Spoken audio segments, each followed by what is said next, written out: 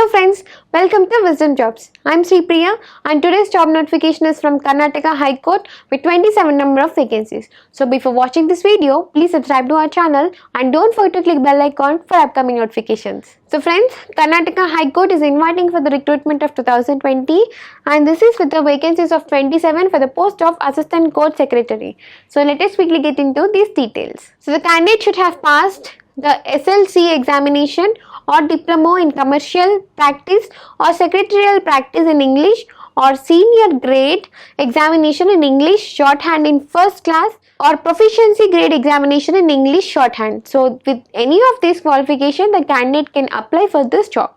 So coming to the age limit, the minimum age limit is 18 years and maximum age limit is 35 years. Salary package details starting from 44,900 to 1,42,400 rupees. So these are the age limit details and salary package details. Now there will be an application fees also for the application form and this is of rupees 400 for the candidates of general and other backward classes, whereas for the scheduled caste and scheduled tribes it is of rupees 200.